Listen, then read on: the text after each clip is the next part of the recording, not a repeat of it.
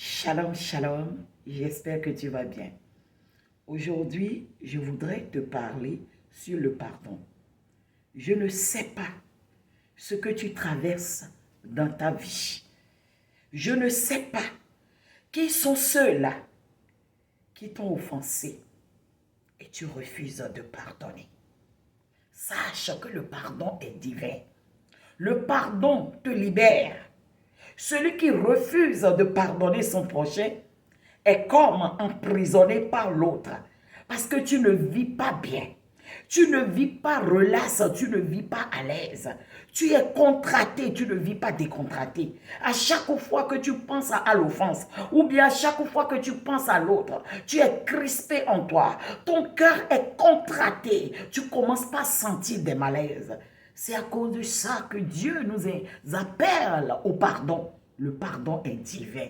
Lorsque tu pardonnes ton frère, Dieu va aussi te pardonner. Et sachant que c'est une condition pour que nos prières soient entendues et exaucées par Dieu. Selon Ésaïe 59, verset 2, la Bible dit que Dieu, sa main n'est pas trop courte pour nous atteindre, ni ses oreilles trop dures pour nous entendre. Ce sont nos péchés qui constituent une barrière entre lui et nous. Dieu ne cohabite pas avec le péché. Or, tu sais que c'est lui qui dit et les choses arrivent. C'est lui qui ordonne et les choses sont exécutées. Autrement, rien ne se passera sur cette terre. C'est lui qui a le dernier mot. Il a le pouvoir de décision. Que tu le veuilles ou pas, que tu l'acceptes ou pas, tu ne peux changer, tu ne peux rien changer en la seigneurie de Jésus-Christ, en la seigneurie du Dieu le Créateur. Et le psaume 33, verset 9 nous le dit. Si tu sais, si tu es conscient de ce que c'est lui qui autorise et qui ordonne tout, et les choses arrivent, il fait de chemin là où il n'y a pas de chemin. Il peut transformer l'eau en vin. Pourquoi ne pas respecter les conditions à l'exaucement de la prière? Les conditions pour que lorsque tu cries, le Seigneur vienne à ton secours. Pourquoi tu refuses ça? Tu ne penses pas que tu es en train de te faire du tort? Dieu a dit, lorsque Jésus enseignait à ses disciples qui le lui ont demandé comment prier, il a commencé par dire, vous allez prier ainsi, notre Père qui est aux cieux, que ton nom soit sanctifié. Et je saute pour aller vers le verset 4 qui nous dit, oh, pardonne-nous. Je vais lire ça rapidement. Pardonne-nous nos péchés, car nous aussi, nous pardonnons à quiconque nous offense et ne nous induis pas en tentation. Tu as dit, avec Dieu, on ne ment pas. Hein? Pour que Dieu te pardonne, il faut le pardon pour que tes prières soient exaucées. Maintenant, pour qu'il te pardonne, il faut que tu pardonnes à l'autre qui t'a offensé. Il faut que tu pardonnes et que tu laisses aller les choses. C'est de ça qu'il est question. Mais toi, tu refuses de pardonner. Hein? Tu ne te rends pas service. Et on s'accroche aux offenses. Hein? Qui es-tu? Je pense même que ça, c'est de l'orgueil et de l'égoïsme. Hein? Humilions-nous. Ne pensons pas que nous sommes nous avons plus d'importance que qui que ce soit. Humilions-nous et c'est Dieu qui va nous élever. Est-ce que tu as compris? Je suis en train de parler en même temps, excusez-moi, moi je profite des faits de société, de l'actualité pour donner mes conseils. Maman Aïcha connaît.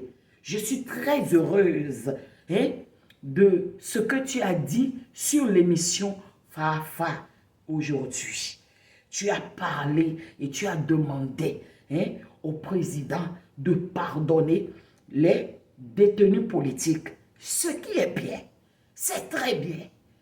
Mais toi aussi, tu es allé même à demander à ce qu'on libère Peter 007. Nous savons dans quelles conditions Peter a été arrêté. C'est bien, tu as un bon fond. Hein? À première vue, tu as un bon fond. Mais tu as dit quelque chose qui m'a un peu touché et je voudrais te parler à ce sujet. Quand tu as commencé par parler de Afou Keïta, tu as coulé des larmes. C'était très fort pour toi. Et c'est de ça qu'il est question. Tu as dit que tu ne pourras pas pardonner à Foukeïta à cause de ce qu'elle est arrivée te démystifier sur quelque chose que tu voulais bien faire. Toi, tu as demandé au chef de l'État de pardonner, de libérer les détenus politiques. Et pendant ce temps, elle est arrivée te narguer et te dire que tu n'as pas le droit de parler à son papa qui est le chef d'État de la sorte.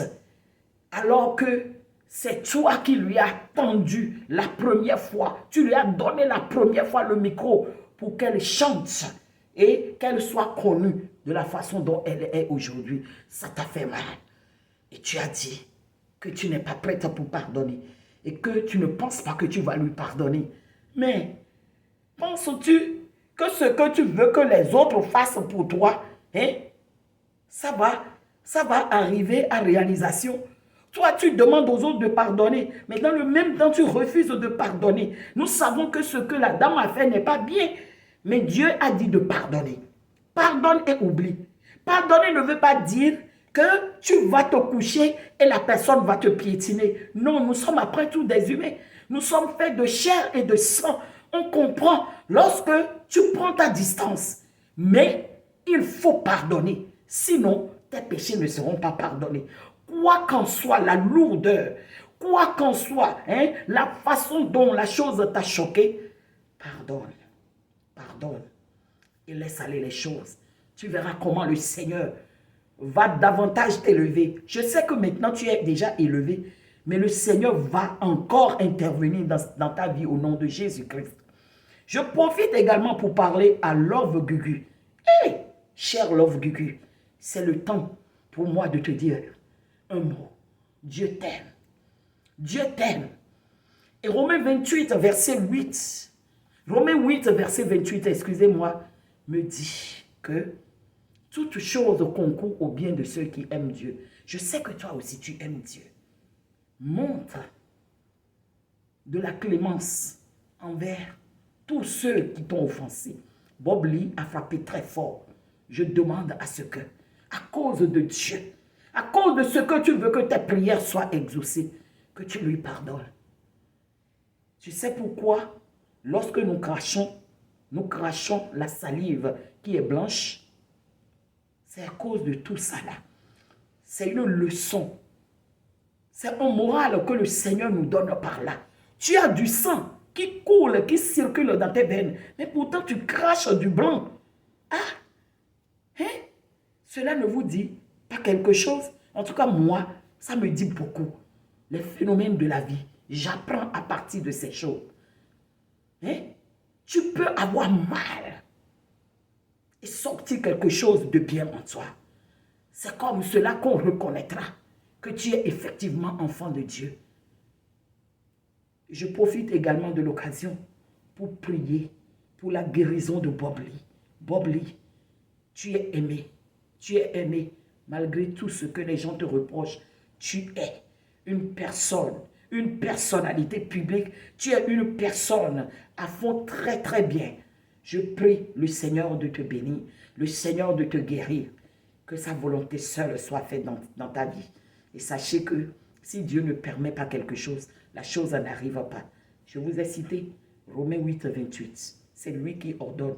Aucun homme ne peut avoir de pouvoir sur son prochain au point où la personne va tuer son prochain. C'est Dieu qui autorise. Que Dieu vous bénisse. Si vous avez des commentaires, envoyez, partagez, aimez et abonnez-vous à ma page. Je vous aime. Peace.